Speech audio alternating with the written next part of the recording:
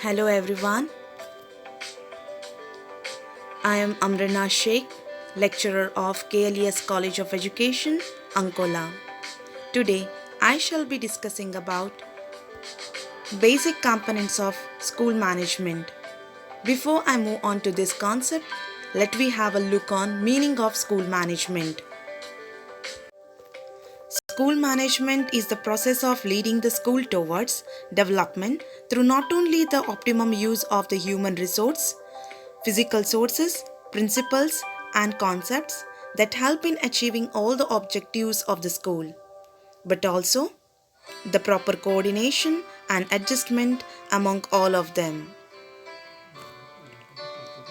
School management is the huge process which not only comprises of human resources, physical sources and principles, but also we require proper coordination and adjustment among all of them in order to achieve the aims and objectives of education, which ultimately helps in leading the school towards fullest development. So, what is the role of the headmaster in managing of school? Okay, here are some points which explains the role of the headmaster in running of school management. In the running of educational institution, the headmaster plays a very vital role. He is the leader and the central pivot round which the whole school system revolves. He is organizer, leader, governor, coordinator, teacher, guide, philosopher and friend. He is the main linking factor between school and the community. He should be a combination of all the activities found in a teacher because he is first a teacher and then a headmaster.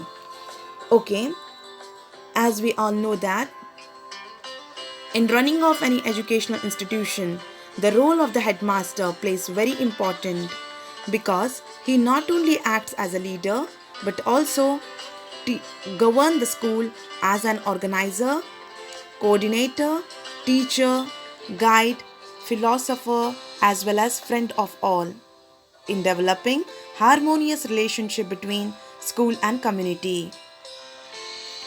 Okay, here is the continuation part. He should be well qualified person with well adjusted personality and dynamic leadership. He should be profoundly sensitive to the physical, mental, moral and spiritual needs of the pupils and how to administer them. He should be good at administration, organization and decision making. In total, the proper working of the school ultimately depends on him. That means the headmaster, he should be a well qualified person with well adjusted personality. Here adjusted personality means he should not be stiff minded. Okay? Even he should have a dynamic leadership who always focus on continuous improvement. He should take care of physical, mental, moral and spiritual needs of the students and he should guide them. Apart from all these, he should be good at administration, organization and even in taking right decision. Now, you may be thinking on being a single person, why he should have a number of roles? Because ultimately, the whole and soul of the school depends on him itself. Basic components of school management. There are 7 components of school management. First one, planning. Second, organization. Third, directing. Fourth, controlling. Fifth, decision making. Sixth, communication. And 7, human resource management. So these are all basic components of school management. So first one, planning under basic components of school management. What do you mean by the word planning? Planning, deciding in advance that is to be done in the future. This is the base for any institution to work systematically. The complete functioning of the school should be planned prior to the beginning of the school session. It should be flexible and should suit the needs of students, staff, etc. Now, This planning is subdivided into four, and they are pre-academic plans, initial academic plans, academic plans, and the fourth one, terminal academic plans. Now, the first one under planning is pre-academic plans. This pre-academic plan means functions that are to be assigned prior to running of the school. Okay, so here are some functions that are called as pre-academic plans. And there are many more. Among them, I have highlighted the main ones which you can easily remember. See here. Notifying parents of school opening dates and admission rules on the notice board and by publishing them in local newspaper. See, if you want admissions in your school, you have to announce school opening date well in advance, either by publishing in newspapers or by advertising them in TV channels or by providing in pamphlets, whichever will be possible in reaching to the higher number of parents. Next, preparing a school prospectus and furnishing it to students seeking for admission. So, preparing a school prospectus. Here, prospectus is nothing but it means a booklet which consists of detailed information about the institution and later on furnishing it to students, those who seek for admission. Hiring school staff, which means appointment of school teachers. Assigning administrative functions or tasks to staff. Next, preparing the timetable with the help of teachers. Here, preparing the timetable by considering interest level of students, and that's with the help of teachers.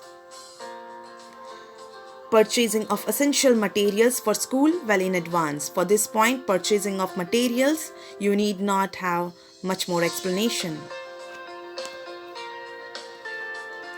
Okay, moving on to initial academic plans. The second one under planning, that is IAP, initial academic plan. Here, initial academic plan means functions or plans that are carried in the beginning of the school. So we can have a look on functions one by one. Ensuring a comprehensive school building and school environment from the day the school starts, which means always to have a look over the entire school building, infrastructure and school environment from the day the school starts. Next, providing a descriptions of the school's daily activities to school children, which means informing students about daily activities carried out in a school. Next, providing a prepared timetable to the faculty and students, which means to allocate prepared timetable to students as well as staff. Okay, the third one, that is academic plans. Here, academic plans means plans that are carried during the whole academic year. So functions, we can have a look. Assigning supervisory programs, which means to supervise or to monitor daily activities of the school. Next, organizing guidance activities. Next, inspecting of teaching learning process, means to monitor teachers teaching and learners learning. Next, arranging students' healthcare program like dental checkup or any other physical checkups and informing parents regarding their child health care issue. Next, informing parents regarding their children progress, means children academic progress, how good in his studies. And the last one under academic plan is encouraging students to participate in various competitions, means to motivate students to exhibit their hidden talents. Okay, these are all functions of academic plans. And the last one under planning is terminal academic plans. Here, terminal academic plans means functions or plans that are assigned at the end of the academic year of the school. Okay, So here are functions. We can have a look. Conducting trips and tours, conducting annual sports and rewarding to the winners, organizing annual day program, organizing a farewell ceremony for students of final grades, conducting annual exams and issuing of results, and the last one, issuing certificates for students leaving schools at the end of the year. So all these are the functions of terminal academic plan. So I hope all of you have understood the first basic components of school management, that is planning. Moving on to the second component of school management, that is organizing. Organization is a primary factor in a school. It means arranging of materials to give a practical look for your plan. The duty of the headmaster is to see that the human and non-human resources in the school are properly and systematically organized and made use of. To organize a work is to provide it with everything useful to its functioning, personnel, raw materials, tools, and capital. It means that to accomplish the desired result, it is a must to organize the major components into one, that is, unification of things. So, the organization is the combination of necessary human effort, material equipments brought together in systematic and effective correlation. So, under this organizational functions, whatever we have planned earlier, it is to be implemented, and they are as follows: getting admissions of students, allocation of timetable, allocating duties and responsibilities to teachers, allocation of subjects as per teachers' capacity, efficiency, eligibility, skill, teaching zeal, mastery of subject, preparing school budget list, organizing curricular and co-curricular activities, establishment of library and laboratory, and the last one, organizing the NCC Scout and Girls Guide troops. So all these come under organizing. Let's move on to the third one, that is directing. After plans have been made and the organization have been established, the next step is to move towards its defined objectives. Directing means showing the proper direction for the conduct of the activities in the school. This means to plan as to when and how a certain activity should be done, what methods or techniques should be followed, etc. So here direction is nothing but it is the process of guiding the human efforts. That might be the effort of teaching and non-teaching staff in achieving the aims and objectives of educational institution. So under this, functions of directing are as follows: directing students while selecting their subjects during secondary level. Here, selection of subjects according to students' interest, skill, or sometime by considering their percentage in previous exam. Next, to direct day-to-day functioning of students. To command the staff, both teaching and non-teaching staff, to their work efficiently. Next, directing teachers in their teaching process and during conducting activities related to their subjects. Here, subjects in case of language subject, conducting of drama activities, in case of social science, conducting field visit, and in case of science, conducting experimentations, etc. Next, finding solutions regarding school discipline. In case if anyone broke school discipline, finding alternate solution. And the last one, providing remedial measures for backward learners. Here, remedial measures for those who are lagging behind in their studies. Next, the fourth component of school management is controlling. Controlling also means to supervise or to evaluate the activities of the school.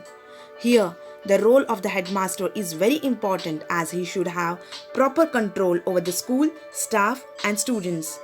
He must be able to control the school administration in an efficient manner.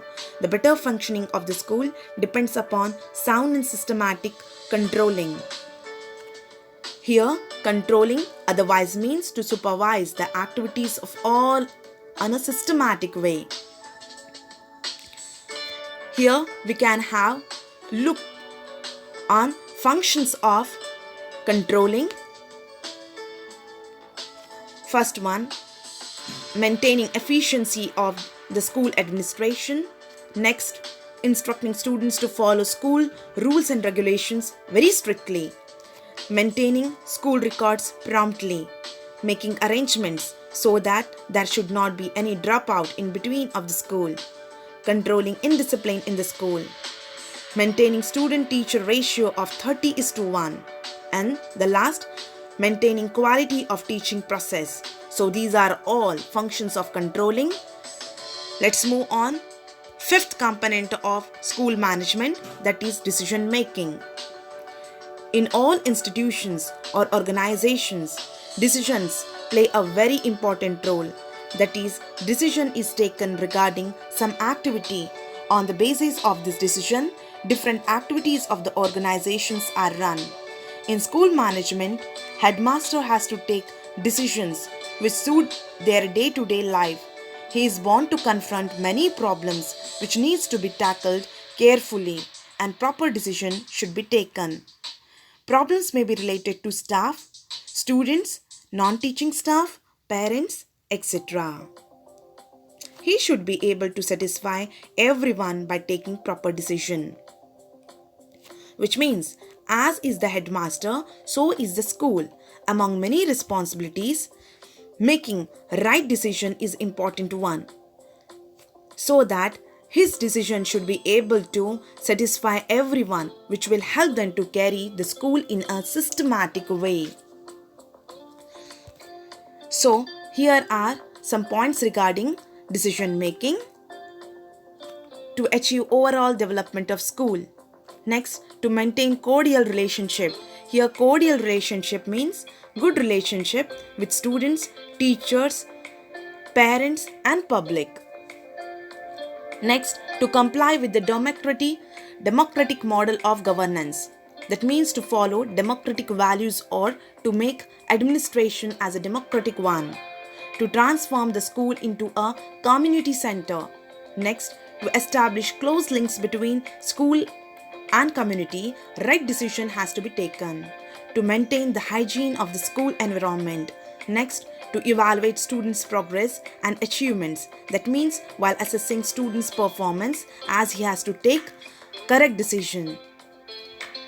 So, the sixth component of school management is communication.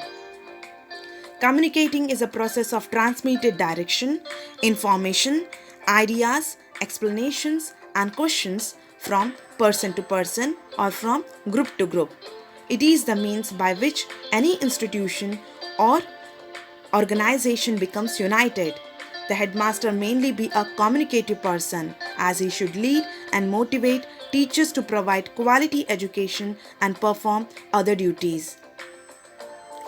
Now, we can say that decision making and communication are two faces of the same coin. Why it has been said like that? Because any decision that is taken, it has to be properly communicated. The headmaster, if he wants to make his school as united one, then he should have the ability to transmit his thoughts and ideas to others very clearly. So, communicative functions are as follows. To provide information and idea to a group of students, to take the school to the community with his effective speech, to provide information to parents and guardians about their children's progress, to develop cooperative relationship with others. Okay, moving on to seventh basic components of school management, that is human resource management. Human resource in educational organization refers to all human beings, including headmaster, administrators, teaching staff, non-teaching staff, students, and others working in that organization. This process carries out establishing good relationship, training, retraining, development, discipline, motivation, selection, recruitment, reward system, productivity, etc. Human resource management ensures educational system functions effectively and efficiently at the optimum levels. That means we can get optimum results when the people involved in it are in cooperation with each other and are prepared to contribute their best to the joint activity.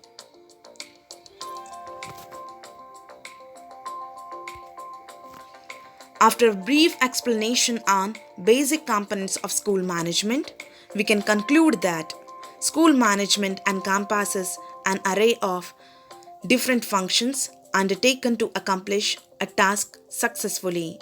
I hope all of you have understood well.